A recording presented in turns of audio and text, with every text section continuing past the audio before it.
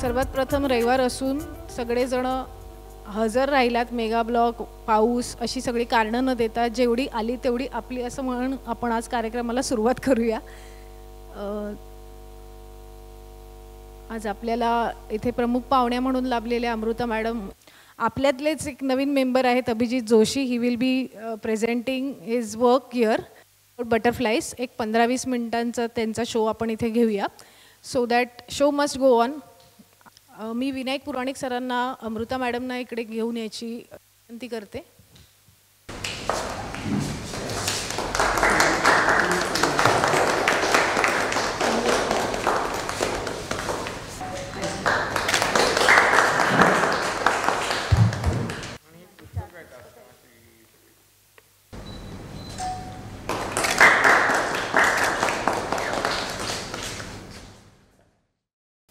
मॅडमची थोडक्यात ओळख आत्ता देते, नंतर आपण त्यांची मुलाखत घेणारच आहोत. ज्यांनी ज्यांनी दूरदर्शनचा काळ बघितला आहे त्या सगळ्यांना हा चेहरा ओळखीचा वाटत असेल. 24 वर्ष त्या आपल्याला बातम्या देत होत्या. नमस्कार 7च्या बातम्या. तर त्याच्यानंतर त्यांनी फिल्म प्रोडक्शन सुरू केलं. त्यांचं स्वतःचं चॅनल पण आहे, यूट्यूब चॅनल पण आहे. फिल्म प्रोडक्शन पण करतात त्या. त्यांची फिल्म आहे श्यामची आई. त्या श्यामची आईला त्यांना नॅशनल अवॉर्ड मिळालेला आहे. आपलं जी जुनी श्यामची आई होती ना त्याचा रिमेक आहे. त्याच्याबद्दल आपण पुढे थोडंसं विस्तृत बोलणार आहोत. अभिजित जोशींची थोडीशी माहिती म्हणजे काल त्यांनी मला थोडीशी इंट्रोडक्शन पाठवली आणि त्यांनी स्वतः पण दिली आहे. He is from pharma industry आणि त्यांचा फोटोग्राफी हा छंद आहे आणि त्या छंदाचं हळूहळू रूप बदलणार आहे असं साधारण दिसतंय चित्र. त्यांची पण काही इथे एंट्रीज आहेत, काही गॅलरीमध्ये त्यांचे पिक्चर्स आहेत. त्यांच्या 15 वर्षाच्या मुलाने सुद्धा पार्टिसिपेट केलेलं आहे. हे एक चांगलं स्तुत्य आहे कारण त्यांनी मला जस्ट विचारलं गॅलरीमध्ये मी देऊ शकतो का, काही वयाची अट आहे का. मी म्हटलं नाही, वयाची अट काहीच नाही आहे.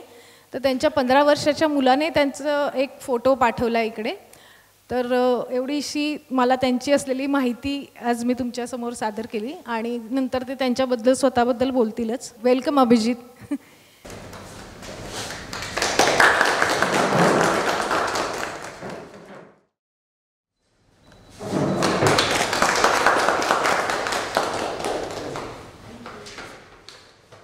तर थोडंसं ॲपॅकबद्दल सांगायचं असं की जी नवीन लोक आहेत त्यांच्यासाठी ही माहिती आहे की APAC is art, photography, adventure, craft 4ही गोष्टींचं आपण ट्रेनिंग आणि सर्व्हिसेस प्रोव्हाइड करतो. आर्टमध्ये इजिप्शियन, मधुबनी, वारली पेंटिंग आणि ऑल टाईप्स ऑफ ड्रॉइंगचे आपण क्लासेस घेतो आणि ट्रेनिंग कंडक्ट करतो आणि सर्व्हिसेस पण प्रोव्हाइड करतो. म्हणजे कोणाला पेंटिंग्स करून हवे आहेत किंवा काही रिक्वायरमेंट आहे, काही वेगळं काम तुम्हाला हवं असेल तर तसं आपण करून देतो. फोटोग्राफीमध्ये सुद्धा काही माझे स्टुडंट्स इथे बसले आहेत. I am happy to know see them here. Indoor आणि आउटडोअर फोटोग्राफीचा कोर्स असतो. दोन्ही कोर्स झाल्यानंतर आपल्याकडे सर्टिफिकेशन होतं त्याचं. त्याच्यानंतर आपण सगळ्या टाईपचे वर्कशॉप्स घेतो, फोटोग्राफीच्या ऑर्डर्स घेतो. वेडिंग फोटोग्राफी इज अवर फोटे, म्हणजे वेडिंग फोटोग्राफीमध्ये आमचं काम जास्त चालतं. त्याच्यानंतर ॲडव्हेंचरमध्ये वाईल्डलाईफ आणि बर्ड फोटोग्राफीचे आपण वर्कशॉप्स घेतो. फोटो टूर्स नेतो, फोटो वॉक्स करतो.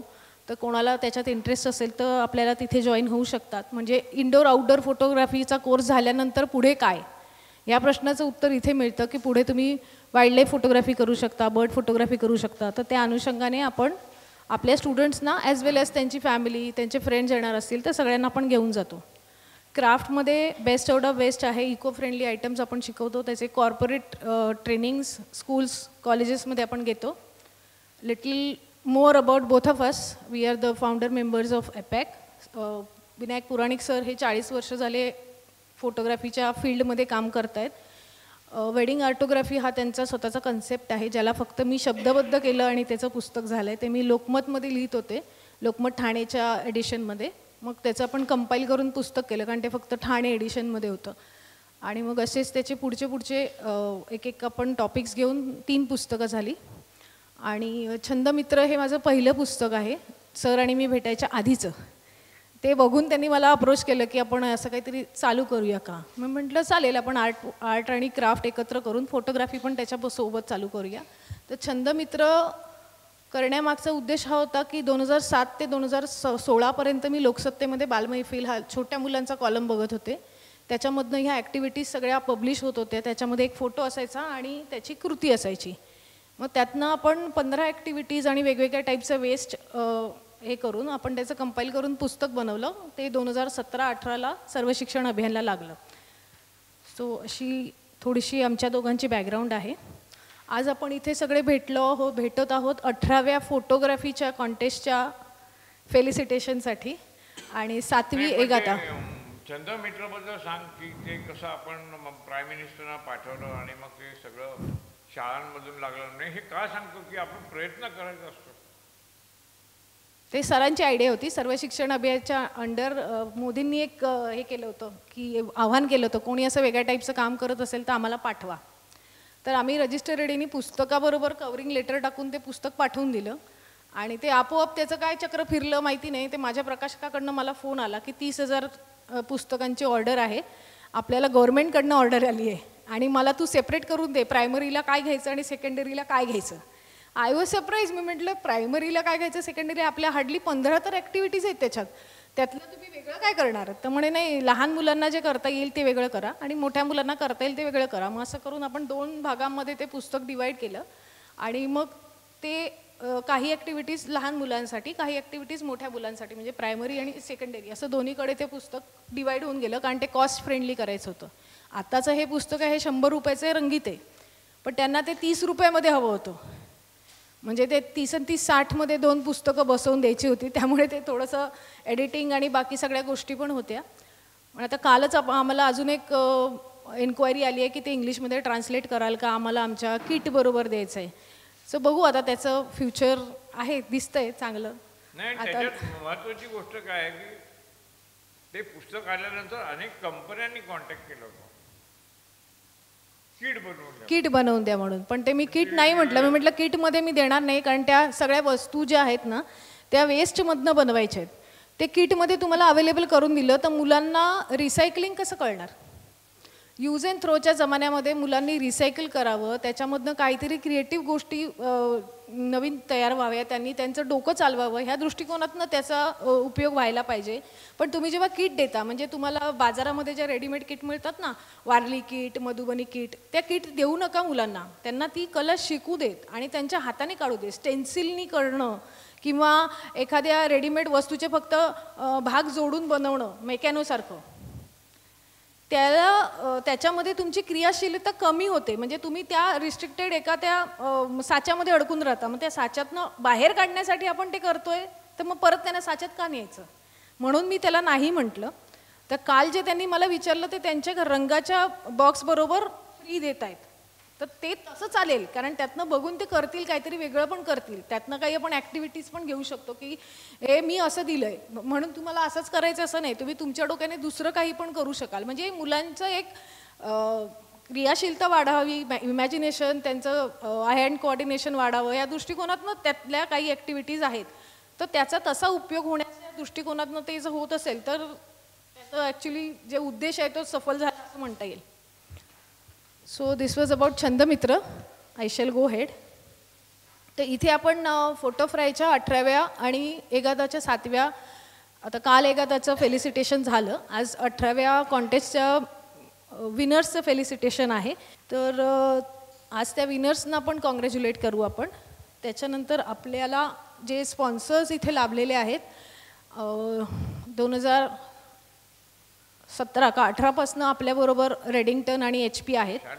HP आणि रेडिंग्टन आपल्याला प्रिंट्स प्रोव्हाइड करतात आणि त्या प्रिंट्स मग आपल्याकडे आल्यानंतर आपण त्याचं लॅमिनेशन करतो. तर त्यामुळे एवढे वर्ष आपल्याबरोबर स्ट्रॉंगली राहण्यासाठी त्यांचे धन्यवाद आहेत.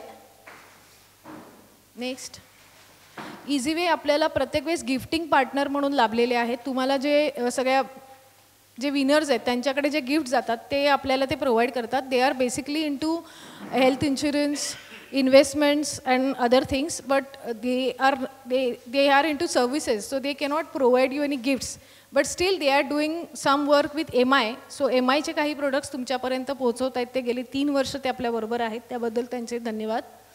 नाही, आणि माझी एक रिक्वेस्ट आहे तुम्हाला की गिफ्ट ज्यांना मिळतात हां, त्यांनी रिव्ह्यू द्या किमान प्लीज. त्यांना हां, रिव्ह्यू तरी पाठवा.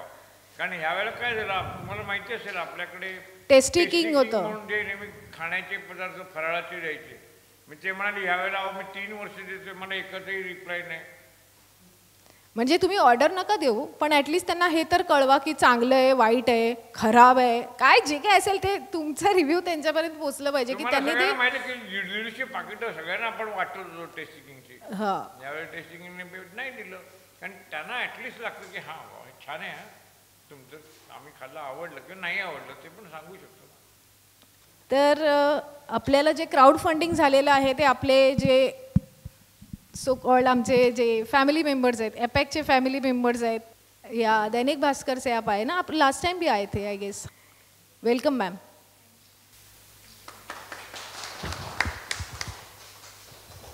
हेलो.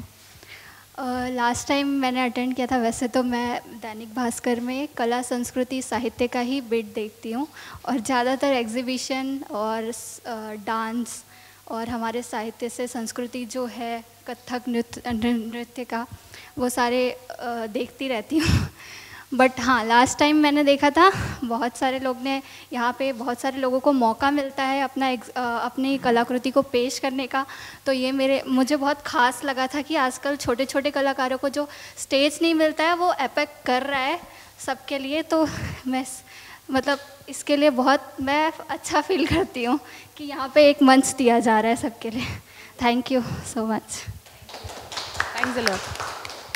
नाही, मी का वेळ घेतो थोडासा ॲक्च्युली तुम्हाला ह्या गोष्टी सांगायला की मॅडमनी शब्द दिला म्हणून त्या आल्या.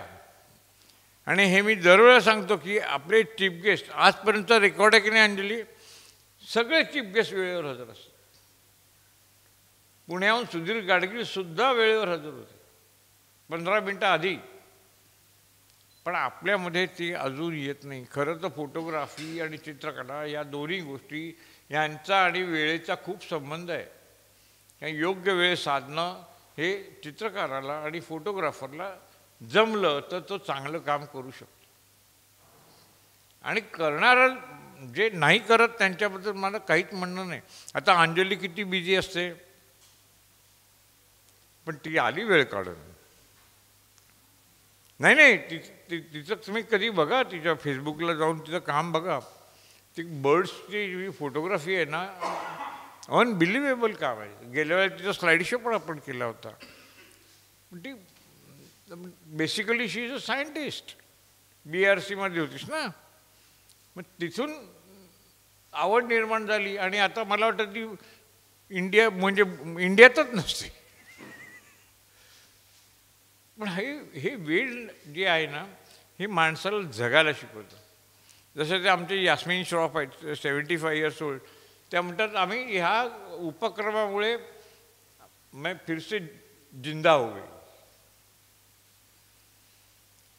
हा उपक्रम नवीन पिढीसाठी एक वेगळा मार्ग देतो आणि सिनियर सिटीजनसाठी एक वेगळा मार्ग. तुम्हाला विरंगुळ्या काय साधन आहे तर फोटोग्राफी, चित्रकला, संगीत, नृत्य, ह्या सगळ्या कला ज्या आहेत, ह्या कला एकच माध्यम आहे रे, फक्त व्यक्त होण्याची पद्धत वेगळी आहे. चित्रकार चित्रातून व्यक्त होतो, कवी कवितेच्या माध्यमातून व्यक्त होतो, फोटोग्राफर त्याच्या माध्यमातून व्यक्त होतो. पण हे व्यक्त होणं, जसं मी मगाशी मॅडमना म्हटलं की श्यामच्याही ह्या चित्रपट एकदा आला होता प्रल्हाद केशव अत्रेंनी काढलेला. मग त्याच्यावर पुन्हा काढावं असं वाटलं नाही. म्हणजे आता नवे जनरेशनसाठी मला तो दाखवायचा होता. तर हा विचार जो असतो ना, कारण एक लक्षात घ्या, टेक्नॉलॉजी इज नॉट बॅड. जसं Photoshop is not bad, Photoshop is like a dark room. पण भविष्य यंग जनरेशनसाठी अतिशय वाईट आहे. दुरुपयोग म्हणजे विचार करणं. म्हणजे तुम्हाला आता मी घरी बसलोय, मला काहीतरी पाहिजे, ब्लिंकिटला फोन करतो, घरी येतं. पूर्वी मी काय करायचो, खाली उतरायचं, जायचं मार्केटमध्ये, ते घेऊन यायचं. पण तुम्हाला आळशी बनवणं, दॅट इज टेक्नॉलॉजी. आता कॅमेरे एवढे ॲडव्हान्स झाले आहेत, मला काही करायची गरजच नाही. Camera is doing everything. Camera is nothing doing. See, subject is in your hand. You will select the subject. Composition is in your hand. There is no single camera in the world who compose the picture, who select the subject. What they are doing, they are just playing with the light. जसं आता effects आलं film इंडस्ट्रीमध्ये, ते सगळे सिनेमे त्या एफेक्ट्समुळे एवढे बकवास झाले की ती मारामारी खरी वाटतच नाही. त्याच्या दिवारमधली मारामारी बरी वाटते. भले ते ढिशूम ढिशूम आवाज असेल, पण त्याच्यामध्ये जी गंमत होती ना, ती गंमतच गेली. तो असा हवेतनं उडल्यासारखा माणूस इकडून तिकडे जातो. Is it possible? म्हणजे जे अशक्य आहे ते शक्य कसं करून दाखवायचं, दॅट इज टेक्नॉलॉजी. आणि तुमच्यासारख्या यंग लोकांना, म्हणजे ही मुलगी बसली समोर, तर तुम्ही लोकांनी विचार केला पाहिजे की जगातमध्ये फक्त माणसाला असा मेंदू दिला आहे की ज्याचा विचार करण्यामध्ये कोणी हात धरू शकत नाही. तुम्ही विचार करा, त्याला बंद करायचं आहे. व्हॉट टेक्नॉलॉजी इज डुईंग, तुम्ही विचार करायचा नाही. आम्ही देतो ना सगळं, तुम्हाला सगळं रेडीमेड देतो. त्यामुळे डोंट थिंक. पण हे फ्युचरसाठी फार वाईट आहे. म्हणजे you are in reporting, so you must write on this की आज मला फक्त एका प्रश्नाचं उत्तर द्या की मोबाईल जर सकाळी सापडला नाही तर काय होतं? आपण अस्वस्थ होऊन जातो. वेर माझा मोबाईल, मोबाईल कुठे, मोबाईल. असं पूर्वी नव्हतं ना. पूर्वी किती सुख होतं. एकदा घरातून कामावर गेलं ना की फोन नाही, काही नाही, शांतता होती. कारण लँडलाईन होतं, त्याच्यामुळे कोणी फोन करत असतो. संध्याकाळी घरी येईपर्यंत सगळं शांत. आता जरा बाहेर पडलं की ह्याचा फोन, मग त्याचा व्हॉट्सअप. बरं, व्हॉट्सअप असा प्रकार आहे की मेसेज आला की उत्तर दिलं पाहिजे. नाही तर तो म्हणतो, अरे ओ ब्ल्यूटिक आलं, तुला कळलं, व्हाय नॉट गिव आन्सर. अरे पण मी रिकामा नाही आहे ना. तर हे सगळं का सांगतोय तुम्हाला की हे तुम्ही नवीन पिढीपर्यंत नेलं पाहिजे. आपल्याकडे 15 वर्षाच्या मुलापासून, काल अभिजितचा मुलगाच मला वाटतं 15 वर्षाचा आहे, ते तिथपासून ते 70-75 वर्षापर्यंतचे लोक पार्टिसिपेट करतात. आणि ह्या स्पर्धेमागचा जो विचार आहे तो कालच मी मांडला होता. पुन्हा तो प्रश्न विचारतो, तुमच्यापैकी कोणीतरी मला उत्तर द्या की अशा प्रकारे पैशाचा सपोर्ट नसताना, कठीण परिस्थिती असताना, मग ही अशी स्पर्धा आपण का भरवतो बरं? पेंटिंग आणि फोटोग्राफी. मला तुमच्याकडनं उत्तर पाहिजे.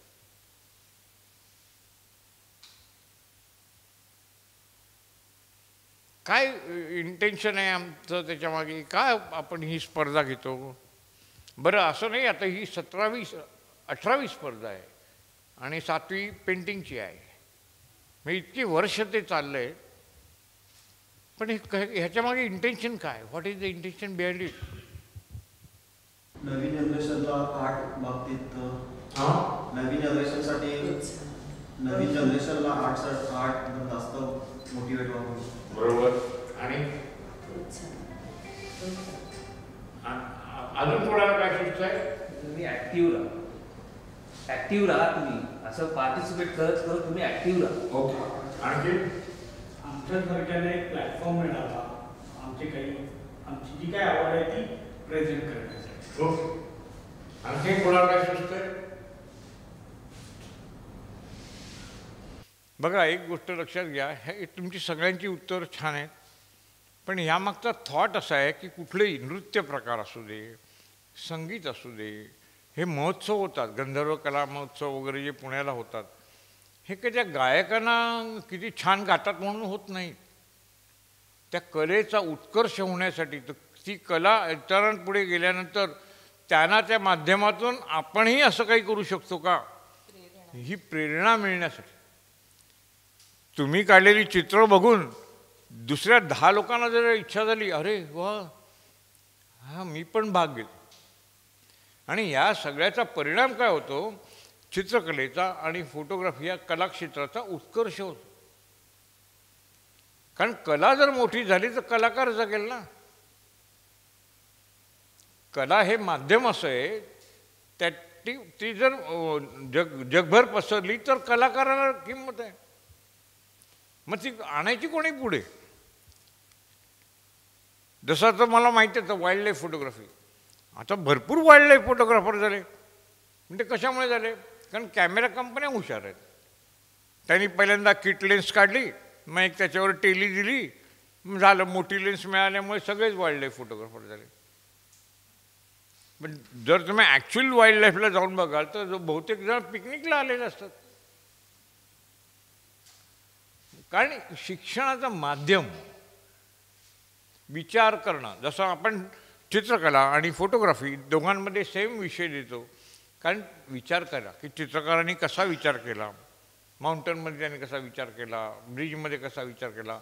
तसं पुढच्या वेळेचे सब्जेक्ट काल मी सांगितले, आज पण ती सांगेल. तर मला प्रश्न पडला एका वेळेचा, एक आपला सब्जेक्ट आहे ग्लास. विचार करायला तुम्ही सुरुवात करा, there are so many thing in glass. Glass म्हणजे फक्त पाणी प्यायचा ग्लास नाही आहे. दुसरा विषय आईस, तो पण खूप ठिकाणी आहे. साधा रस्त्यावरती बर्फाचा गोळा विकणारा पण आईसच आहे. आणि ग्रीनरी, तो फेमस आहे कुठेही. पण शेवटच्या मुवमेंटपर्यंत एंट्री येत नाहीत. पहिलं सगळ्यात आधी मी सगळ्यांचं स्वागत करतो की तुम्ही लोकांनी निदान एंट्र्या तरी दिल्या. पण आपण डिक्लेअर केलं जूनमध्ये, जून, जुलै, ऑगस्ट, सप्टेंबर पुन्हा वाढवून द्यायला लागला. 3 महिने दिल्यानंतर पण तुम्हाला वेळ द्या. आताचा सध्या लास्ट डेट आहे 31 डिसेंबर. आतापासून सुरू करा ना. मग अरे आता उद्या लास्ट डेट आहे, मला मॅडम 2 दिवस द्याल का? मी पाठवत नाही. जो विद्यार्थी उद्या परीक्षा आहे म्हणून आज अभ्यास करतो तो कसा पास होणार? जो वर्षभर अभ्यास करतो त्याला प्रॉब्लेमच नसतो. आणि हा मेसेज तुम्ही अधिक लोकांपर्यंत पोचवा, तुमच्या फ्रेंड सर्कलमध्ये, तुमच्या ग्रुपमध्ये, की अशा प्रकारे ॲपॅक एक संस्था असं काम करते. आम्हाला काय गरज आहे? आम्हाला अनेक लोकांची भाग घेण्याची गरज आहे, स्पॉन्सरची गरज नाही. जर आपल्याकडे इंटरेस्ट वाढल्या, ह्यावेळेला तर अशी परिस्थिती झाली की रिझल्ट काय लावायचा हा प्रश्न पडला.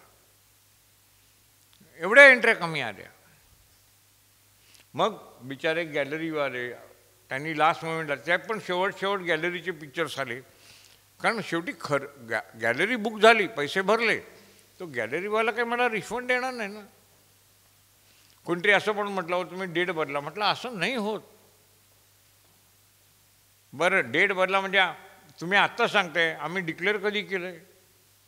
आम्ही 2दा का करतो ह्याचा एक वेगळा विचार आहे. जसं मगाशी सुरुवातीला मी सांगितलं की वेळ महत्त्वाची असते. एक आपण ह्या ऑक्टोबर नोव्हेंबर म्हणजे जेव्हा जून, जुलै, ऑगस्ट हा जो पावसाळ्याचा सीझन आहे तो पिरियड पकडतो, ज्याच्यामध्ये तुम्हाला काही वेगळं काम करता येईल. जसं मॉन्सून सब्जेक्ट होता, माउंटन सब्जेक्ट होता, ब्रिज सब्जेक्ट होता. हे सगळे मॉन्सूनला लागणारे सब्जेक्ट आहेत. पुढचे सब्जेक्ट आहेत ते पण तसेच आहेत. डिसेंबर, जानेवारी, 31 डिसेंबर येतो, अनेक फेस्टिवल्स येतात आणि मग एप्रिलमध्ये आपण त्याचं एक्झिबिशन करतो. असं नाही आहे की वर्षातून 2दा, एक हिवाळा आणि एक उन्हाळा, आणि त्याप्रमाणे त्याचे विषय असतात. तुम्ही ह्यापूर्वीचे पण विषय बघाल तर तुम्हाला कळेल की ते आम्ही तुम्हाला संधी दिलेली असते. मला यावेळेला खरं तर म्हणजे आश्चर्य वाटलं की मॉन्सूनमध्ये सब्जेक्ट दिला, आपण जूनमध्ये डिक्लेअर केलं, जून, जुलै, आणि यावेळेला तर पावसाने एवढी मेहरबानी केली होती तर काय काय करू शकले असते मॉन्सूनमध्ये. म्हणजे दारात घरात बसून पण मॉन्सून करतात. आणि 3 बरं ह्यावेळेला पाऊस अजून पण पडतोय. आणि पावसाळा म्हणजे फक्त पडणारा पाऊस नव्हे. आता इथे काही पिक्चर्स तुम्ही बघितली मजेशीर, ती पेरू विकणारी बाई आहे, किंवा की अशा काही विचार करून लोकांनी काढलेले, तर ते तसं ते कणीसवाली आहे. पाऊस म्हणजे नुसतं पाऊस नसतो.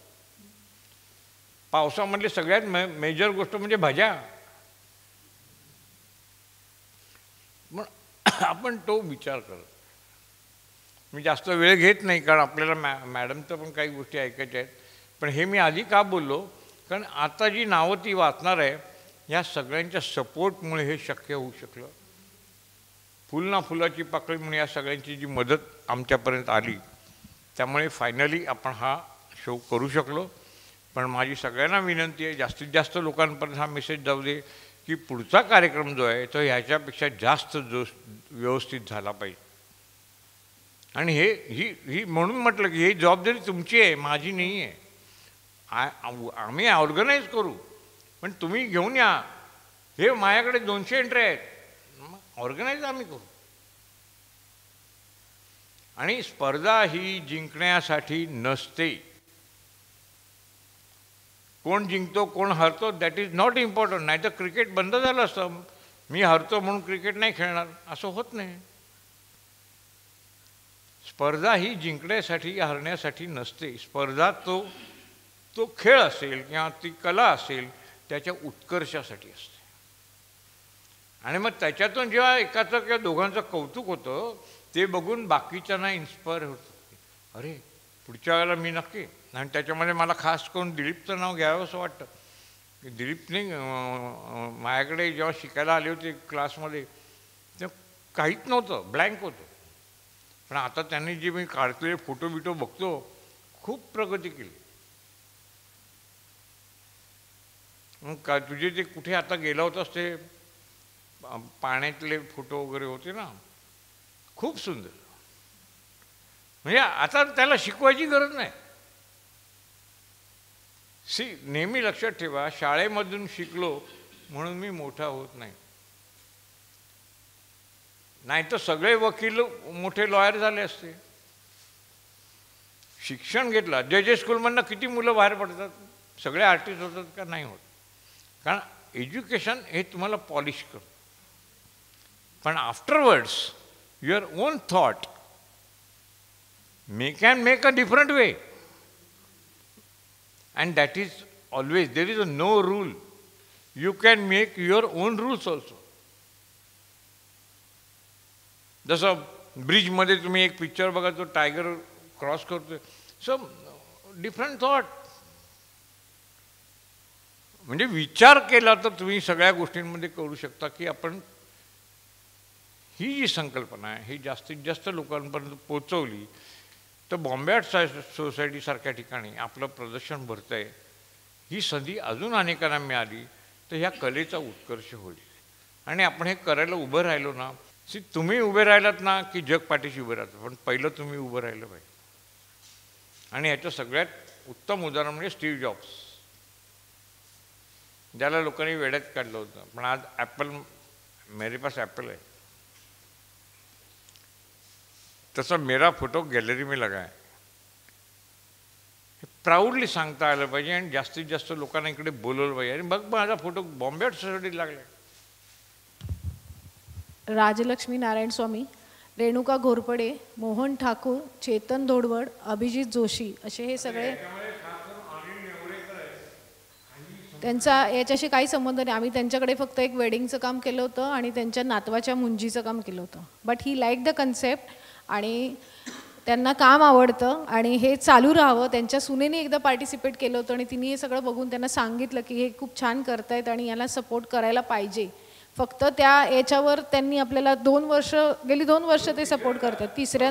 तिसऱ्या वर्षी ते करतायत. सो असे पण लोक आहेत की ज्यांच्यामुळे आम्ही हा कार्यक्रम पूर्णत्वाला नेऊ शकतो. तर ह्या सगळ्यांचे आभार. त्याच्यानंतर आज आपण अभिजित जोशी यांचा स्लाइड शोला सुरुवात करूया. सर सगळ्यांची इंट्रोडक्शन घ्यायची आहे. ओके, सगळ्यांची इंट्रोडक्शन आपण एक एक करून सुरू करूया. मी इथून सुरुवात करते. नमस्कार, मी अरुण शिंदे. मी तसा फोटोग्राफर नाही आहे, पण माझा मित्र फोटोग्राफर आहे. तो आमची लहानपणापासून नाही, गेल्या 20 वर्षापासूनची मैत्री आहे.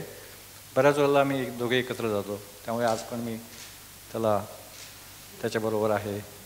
Welcome everyone. नमस्कार, माझं नाव संजय पंडित. मी वाईल्ड लाईफ फोटोग्राफी करतो, गेले 8-10 वर्ष झाली. आणि मॅक्रो फोटोग्राफी पण करतो. आणि आता घरामध्ये नात आल्यापासून थोडंसं पोर्ट्रेट्स वगैरे पण करायला सुरुवात केली आहे. थँक्यू. नमस्कार, मी दिलीप कांबळे. फोटोग्राफी हा माझा छंद होता, पण नोकरीमुळे मला करता नाही आला. ते जस्ट रिटायर झाल्यानंतर मी ॲपॅक जॉईन केली आणि आता मी माझा छंद जोपासतो आहे. धन्यवाद.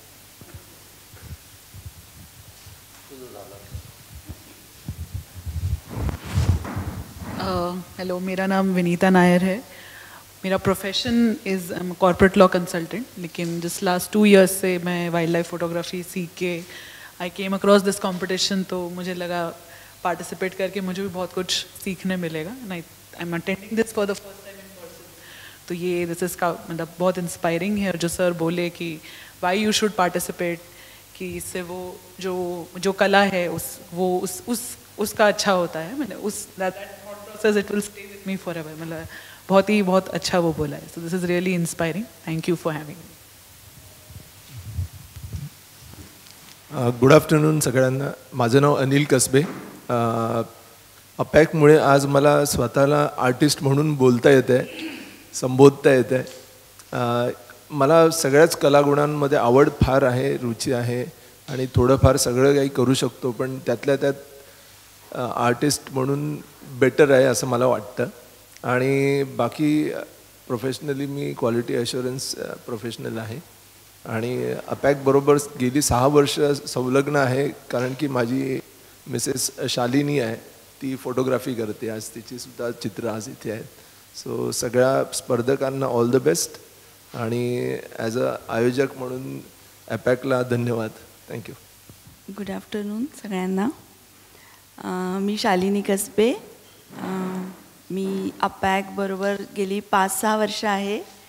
त्यांच्याबरोबर ट्रिप्स पण केल्या आहेत, भिगवणला वगैरे गेले, जिम कॉर्बेट. मला नेचर फोटोग्राफी खूप आवडते. वैशिष्ट्यपूर्ण मोमेंट्स कॅप्चर करायला आवडतात.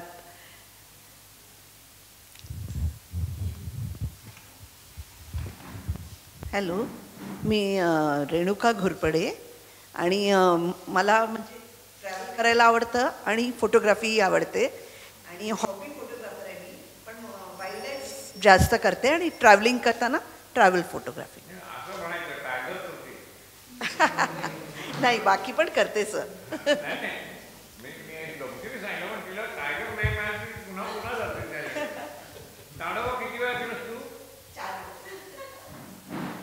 Hello, I'm Rajalakshmi, retired banker and a passionate photographer. I have been with APAC for last 5-6 years. Thank you. नमस्कार, मी विवेक आंबेरकर. मी राहायला दहिसर पूर्व येथे आहे. I am working in Accenture आणि since last 6 years I am wild life lover cum photographer. Thanks a lot. माझं नाव आशा बोगटे आहे. मी पण बँकरच आहे. बँक ऑफ बरोडात आम्ही दोघी रिटायर्ड झालो आणि तिने मला आता आमंत्रण दिलं बघण्यासाठी. तिचे पण फोटोग्राफ्स तिने ठेवले आणि अशी इनडायरेक्ट आवड आहे, पण मी स्वतः कधी पार्टिसिपेट ऑपॉर्च्युनिटी आली नाही, म्हणजे मी तेवढं लक्ष नाही दिलं. आता देईन कदाचित. तर आले मी आता वडाळ्यावरून. ते पावसाने एकदम अचानक गोंधळ घातला, पण तरी म्हटलं नाही जायचंच. राजीने आमंत्रण दिलं तर मला जायलाच पाहिजे, म्हणून मी आता बघायला आले.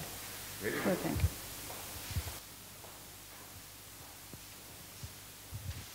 So I've just come here to represent my mom. So Tita photo is selected for this. So she's done her ornithology and she's into bird photography.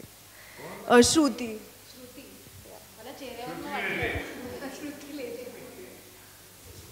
Hello, मी अंजली भागवत.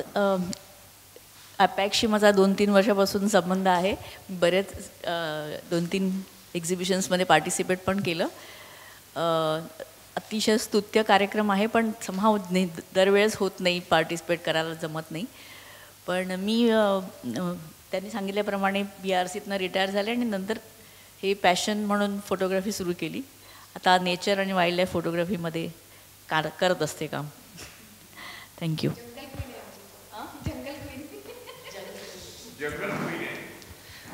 नमस्कार, माझं नाव रोहित वसावे. मी वाईल्ड लाईफपासून सुरुवात केली आणि मग पॅशन कन्वर्टेड इंटू प्रोफेशन.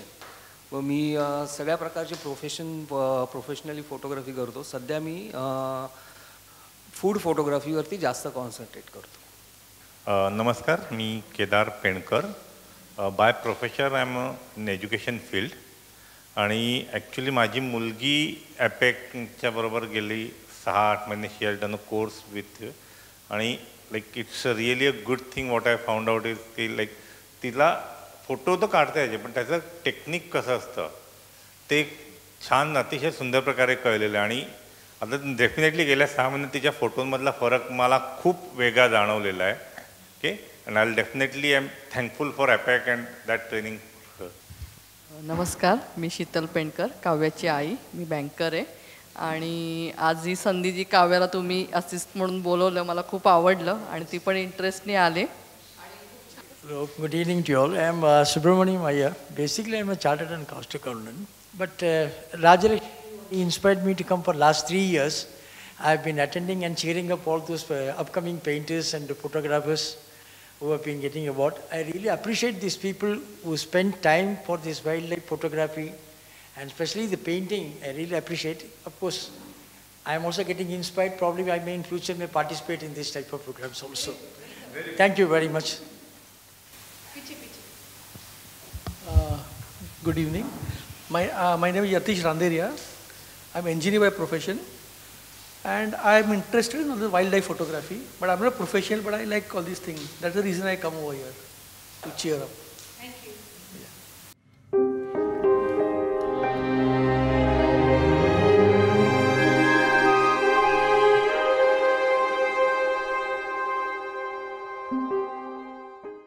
आपण अभिजित जोशी सरांचा एक छोटासा बटरफ्लाय बद्दलचा शो बघूया. Hello, good afternoon everyone. मराठीतच बोलेन. आता आपला विषय आहे पण बटरफ्लायज अराउंड अस. जसं संजय सरांनी बोलले ते पण मॅक्रोमध्ये आहेत आणि मला वाटतं आपण एका ग्रुपमध्ये आहोत. नॉट 1, 2 ते 3 ग्रुपमध्ये आहोत. मी बाय प्रोफेशन मी फार्मासिस्ट आहे. रिसर्चमध्ये माझा वर्क आहे 20 years प्लस आणि ही हॉबी आहे माझी. Photography is my hobby. It's my oxygen. तर बेसिकली मी फोटोग्राफीमध्ये मॅक्रो करतो, बटरफ्लाईज करतो, वाईल्ड लाईफ आहे आणि फर्स्ट टाईम माझी एंट्री आहे ती ब्रिजमध्ये. म्हणजे आर्किटेक्चर मी कधी केलं नाही, फर्स्ट टाईम ह्याच्यात केलं. That's it about me. आणि फर्स्ट ऑफ ऑल मी सरांना आणि अर्चना मॅमला थँक्स बोलतो कारण हा प्लॅटफॉर्म त्यांनी मला दिला. म्हणजे योग असतो, बरोबर आहे. Yes, correct. एक छोटंसं प्रेझेंटेशन आहे. हे मी स्कूल स्टुडंट्ससाठी केलं होतं. माझ्या रिसेंटली सप्टेंबरमध्ये केलं होतं. मराठी माध्यमाच्या विद्यार्थ्यांना खास करून 1st to 4th स्टँडर्डसाठी केलं होतं. अवेअरनेस असावा म्हणून बटरफ्लाईज आणि त्यासाठी आपल्याला काय काय करता येईल. तर माझ्याकडे जे नॉलेज आहे ते मी शेअर केलं आणि आता ते तुमच्याशी पण शेअर करेन. मे बी माझ्यापेक्षा जास्त नॉलेज इनफॅक्ट तुमच्यामध्ये पण असेल. You can also correct me or give more during this session. So butterflies around us. आपण वेस्टर्न साईडला राहतो तर वेस्टर्न घाट आपलं जे आहे म्हणजे सह्याद्री रेंज आहे थेट तुमचं कर्नाटका केरळापर्यंत. दिस इज ऑल वेस्टर्न घाट्स आणि तिकडे जे बटरफ्लाईज मिळतात ते आपण कवर तेवढे पण करायचा प्रयत्न केला. बट हे आपल्या आजूबाजूला जेवढे आहेत ते आपण बघतो आहे. म्हणजे वी आर व्हेरी लकी. आपण नॅशनल पार्कच्या बाजूला राहतो आणि नॅशनल पार्कमध्ये भरपूर सारे बटरफ्लाईज आहेत आणि ठाण्याला ते सिटीमध्ये एवढं पोल्युशन असून पण आपल्या आजूबाजूला येतात. So we are very lucky in that case. Next slide.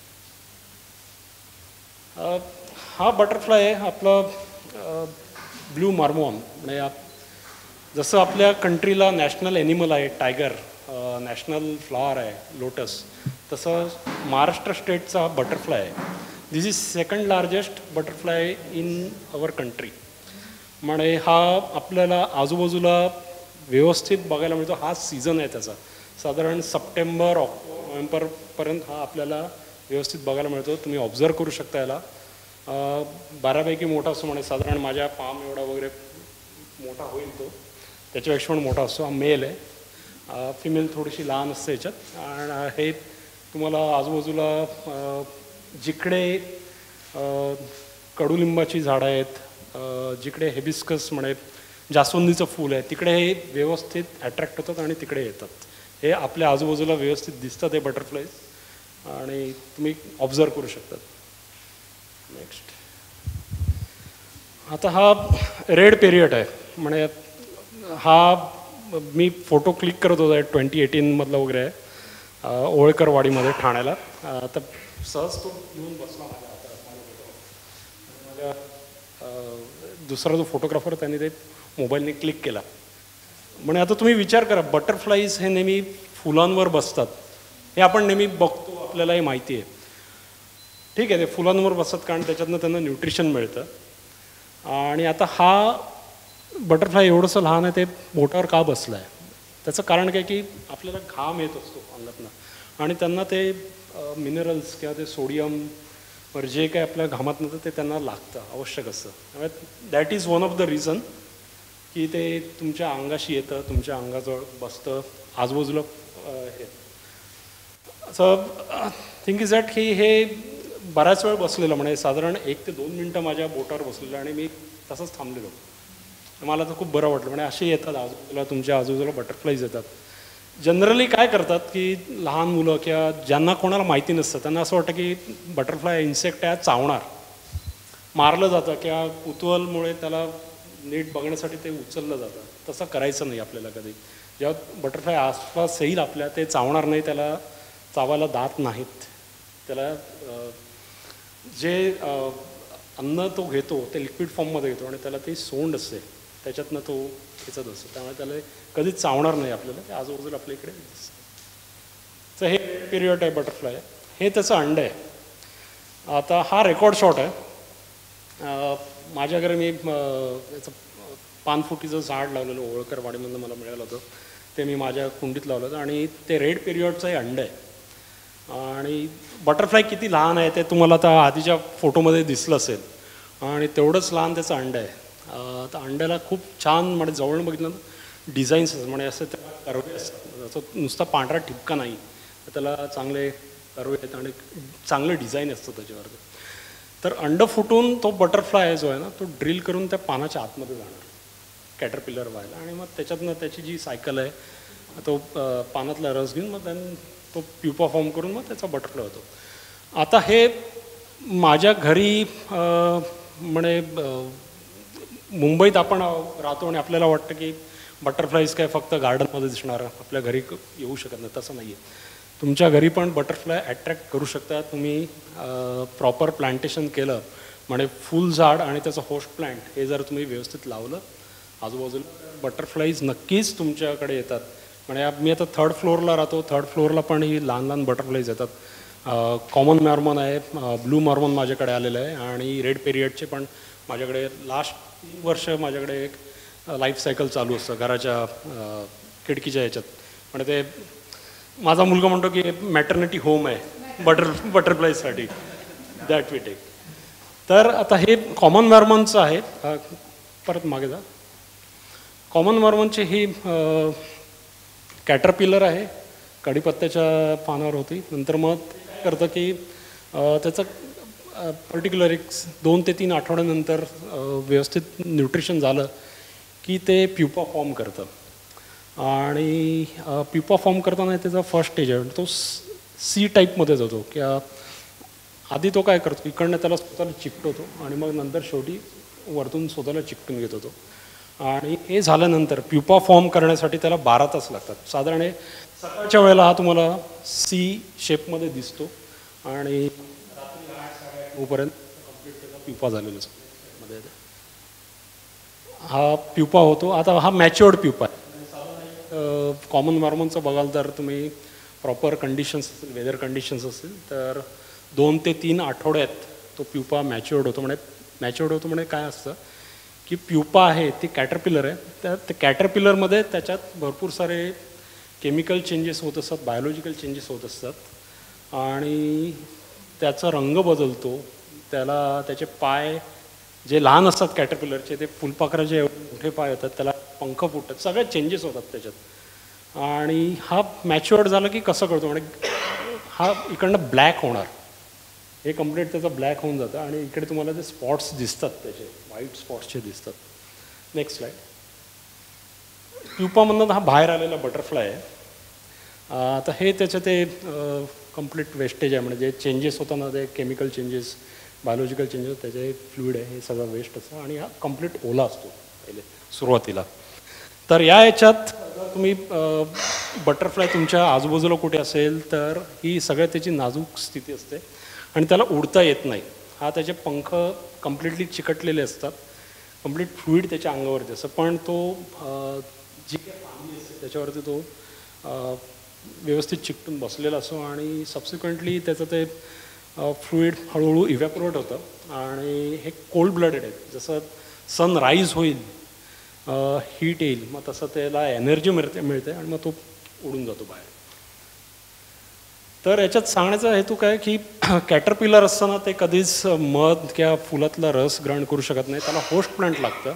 पानं खाऊन ते मोठं होत असतं बटरफ्लाय आणि ज्यावेळेला बटरफ्लाय मोठं होतं त्याला मग फक्त ते फ्लुईडवर ते जगतं, म्हणजे फुलांमधला जो रस असतो ते, किंवा आपण काही वेळेला स्कॅट म्हणजे हे बर्ड्सचं जे पूप असतं वेस्टेज त्याच्यावरनं पण त्याला मिनरल्स मिळतात किंवा त्याचे जे न्यूट्रिशन्स असतात ते पण घेतात. म्हणजे त्यावेळेला पण आपल्याला बर्ड्सच्या प्यूपवर पण बटरफ्लाय कधी कधी बसताना दिसतात आणि ऑफकोर्स माणसाच्या हातावर पण देतात, म्हणजे घाम होत झालं सर त्याच्यात. तर हे आता रेडी होतं आमच्याकडे उडण्यासाठी आणि त्याचं ते नंतर मग खिडकीतून बाहेर निघून गेलं. हा red Mormon common Mormon butterfly आहे. Next slide.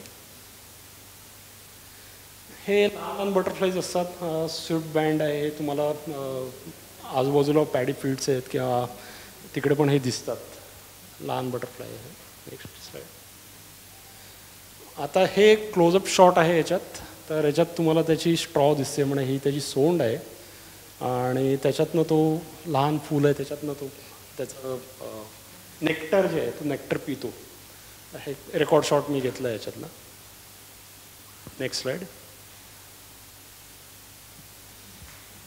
आता हे पेंटेड लेडी, ही खूप त्याच्यात भरपूर रंग आहेत या बटरफ्लाईजवर, त्याच्यामुळे त्याला पेंटेड लेडी किंवा मराठीत उर्वशी म्हणतात. खूप छान त्याचं कंपोजिशन, म्हणजे कलर त्याचे बघाल तर विविध कलर्स आहेत त्याच्यावर.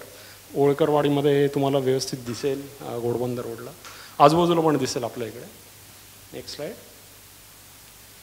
कॉमन लाईम किंवा लिंबाळी, हे पण कॉमन लाईमचा अर्थ काय, हे सिट्रस फ्रूट्स जे आहेत, जे म्हणजे लिंबू किंवा संत्र किंवा कढीपत्ता, अशी आंबट ज्याची पानं असतात त्याच्यावर हे बटरफ्लाय आहे त्याचं होस्ट प्लांट आहे. त्याचे कॅटरपिलर्स वगैरे जे आहेत ते मोठे होतात आणि इट विल फॉर्म प्युपा. प्युपानंतर मध्ये बटरफ्लाय होतं.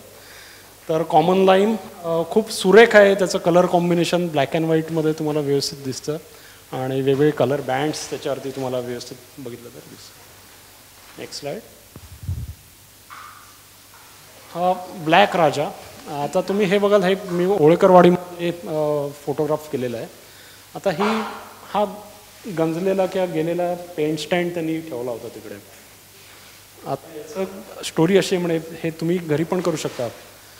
असं जाळीदार काही लावून त्याच्यात जर तुम्ही अतिपक्व झालेली केळी किंवा कॅस्टर्ड ॲपल म्हणजे सीताफळ वगैरे असेल, जी गोड पदार्थ आहेत, चिकू वगैरे, ते तुम्ही याच्यात ठेवू शकता. जनरली आपण काय करतो, केळी किंवा ही फळं अतिपक्व झाली आपण डस्टबिनमध्ये फेकून देतो, पण ते त्या बटरफ्लाईजचं फूड आहे, त्याच्यातनं फ्रुक्टोज आहेत, वेगवेगळ्या गोड नॅचरल शुगर्स आहेत, ते बटरफ्लाय नेहमी पितं आणि ते यूज होईल. म्हणजे rather than throwing it in dustbin आपण काय करू शकतो, तुमच्या आजूबाजूला कुठे मोठं झाड जरी असेल तरी त्याच्यावरती तुम्ही ते पिकलेलं केळं किंवा सीताफळ पेरू हे चिकटू शकता आणि ते बटरफ्लाईज येतात तिकडे त्याच्या वासावरनं आणि त्याचा एक फूड म्हणून यूज होतो.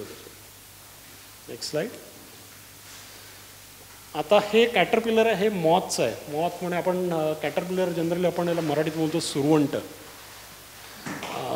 मला तर एक्झॅक्टली याचं नाव माहिती नाही, लक्षात नाही आहे, पण हे आंब्याच्या झाडावर दिसतं आणि हे जनरली हे त्याचे काटे आहेत. हे त्याचं सेल्फ डिफेन्स आहे.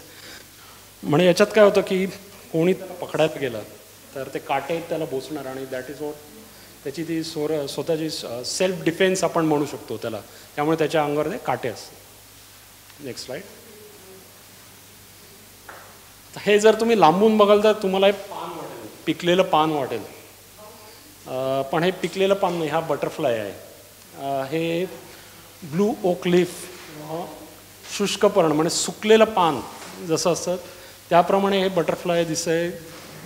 सेल्फ डिफेन्ससाठी हा त्याला नेचरनी कलर दिलेला आहे आणि इवन जशी पानाला वेन्स असतात तसे त्याचे स्वतःचे विंग्सचे वेन्स आहेत व्यवस्थित. ते आंबून पानच वाटेल म्हणजे ते पान नाही तर बटरफ्लाय आहे. Next slide.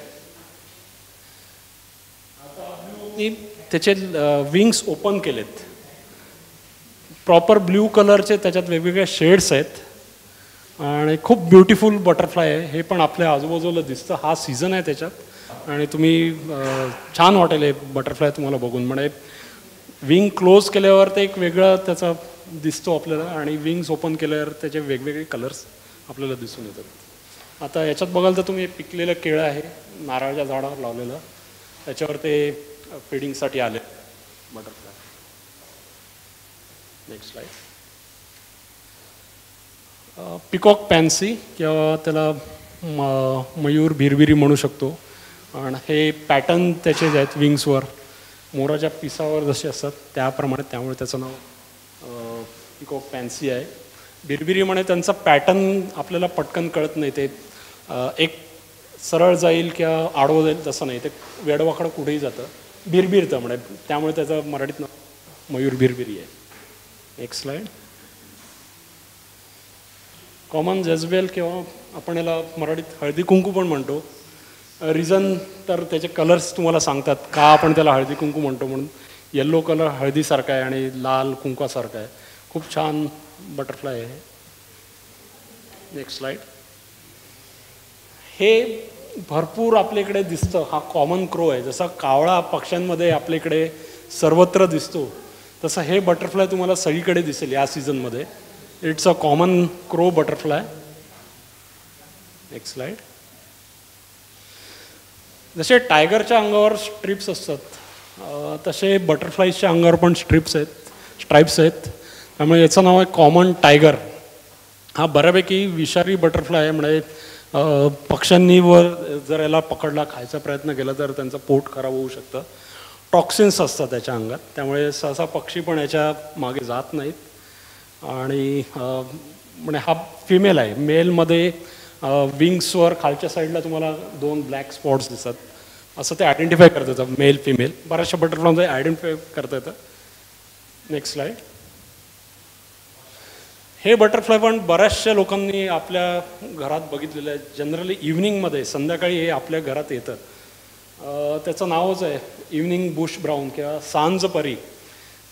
बऱ्याचशा वेळेला ते आपल्याकडे ट्यूबलाईटच्या इकडे येऊन रेस्ट करतात, जिकडे लाईट्स असतात तिकडे येऊन जातं आणि सकाळ झाली की मग ते सनलाईट आला की ते खिडकीच्या बाहेर वगैरे निघून जातं. Next slide. पॅनिकोस्टार किंवा छोटा मोलारी हे पण छोटंसं लहान बटरफ्लाय आहे ऑरेंज कलरचं. Next slide. Grey pansy, grey colour आहे, मीडियम साईज बटरफ्लाय आहे. हे पण खाडी किनारी आपल्याला भरपूर दिसणार. Next slide. हा जो फोटो काढला त्याच्यात मी त्याच्यात 2 ठिकाणी फोकस केलेला. म्हणजे एक तर तो सोंड त्यांनी त्याच्यात फुलाच्या याच्यात घातलेली आणि तो नेक्टरिंग करतोय आणि त्याचे आय डिटेल्स मला चांगले मिळाले याच्यात. त्यांचे बटरफ्लायचे आय कंपाऊंड आयज असतात. म्हणजे आपल्याला जसं आपल्याकडे एकच लेन्स आहे तसं नाही, त्यांना मल्टिपल लेन्स आहेत आणि भरपूर साऱ्या गोष्टी त्यांना एकाच वेळेला पटकन दिसू शकतात. ऑफकोर्स त्यांची आयसाईट खूप वीक आहे. स्मेलनी त्यांना जास्त पटकन कळतं की आजूबाजूला आपल्याला कोण आहे, कोण अटॅक करू शकतं. एक स्लाईड. हे पण तुम्हाला खाडी किनारी भरपूर वेळा दिसेल. कॉमन सेलर म्हणजे सारखा उडतच असतो म्हणून त्याचं नाव कॉमन सेलर आहे. हा कॉमन कॅस्टर. आता याचं बघाल तर तुम्ही एक साईडचे विंग्स त्याचे तुटलेले आहेत. हे मला 2 का 3 वर्षापूर्वी नवी मुंबई साईडला दिसलं होतं. मे बी ते पक्षी वगैरे मागे लागला असेल किंवा गार्डन लिझर्ड असेल त्याच्यामुळे त्याच्यातनं सुटलेलं आहे त्याच्या मारामारीतनं आणि त्याचं इंज्युअर्ड झालेलं आहे. तरी ते बटरफ्लाय उडत होतं बऱ्यापैकी. जास्त त्याला नॉर्मली उडता येत नव्हतं पण बऱ्यापैकी उडता येत होतं. Next slide. आता ही डेड बॉडी आहे बटरफ्लायची. जो स्ट्राईप टायगर होता ओळेकर गार्डनमध्ये आम्हाला एकदम सकाळी मिळालं होतं. तर बटरफ्लाय मेल्यावर काय होतं की जे लहान लहान इन्सेक्ट्स असतात, मुंगी वगैरे असतात, ते त्याला खाऊन टाकतात. म्हणजे नेचरमधली कोणतीच गोष्ट वाया जात नाही हे याच्यावरनं सांगायचं. म्हणजे प्रत्येक गोष्ट ही त्याचा फूड चेन असते. फूड चेनचा एक भाग असतो. मुंग्यांचा फूड चेनचा भाग आहे बटरफ्लाय. तर त्या मुंग्यांनी त्याला कम्प्लीट त्याचे पाय आणि हेड खाऊन टाकलेलं आहे. Next slide. हे पण कॉमनली दिसतं पितांबरी. आता तुम्ही नीट बघाल तर हे पानाच्या खाली आहे. हे बटरफ्लाय पानाच्या खालती आहे. तर आपण नेहमी विचार करतो की पाऊस आल्यावर ही बटरफ्लायज काय करतात की कशी वाचतात. तर सिम्पल आहे. ते काय करतात, ते पानाच्या खालती जाऊन लपलेले असतात आणि that is how they get protection from heavy rain. आणि जसा पाऊस थांबेल, सनराईज होईल, तसं त्यांचं ब्लड वॉर्म होईल आणि मग ते निघून जातं. Next slide. हा परत कॉमन मॉर्मन मला मिळाला होता. Next slide. आता आपण जनरली काय करतो की हिबिस्कस किंवा जास्वंदीचं फूल आपण दिसलं की पटकन तोडतो आणि गणपतीला पण वाहतो. आपण म्हणतो की गणपतीला जास्वंदीचं फूल आवडतं. पण माझं एवढंच म्हणणं आहे, जे मी सगळ्यांना स्कूलमध्ये पण सांगितलं होतं, आता इकडे पण सांगतो की फुलं तोडू नका. कारण फुलांमध्ये नेक्टर जे असतं ते ह्या बटरफ्लाईजचं फूड आहे आणि आपण त्यांचं फूड हिरावून घेतो. ज्या वेळेला तुम्ही फूल तोडता त्या तुमच्या डोक्यात हे आलं पाहिजे की आपण एका बटरफ्लायचं फूड काढून घेतलेलं आहे. सो हा एक एज्युकेशनचा पार्ट आहे जो मी स्कूलमध्ये होता की जनरली तुम्ही फुलं तोडू नका. त्यामुळे बागेत पण हे लिहिलेलं असतं की फुलं तोडू नयेत. थँक्यू.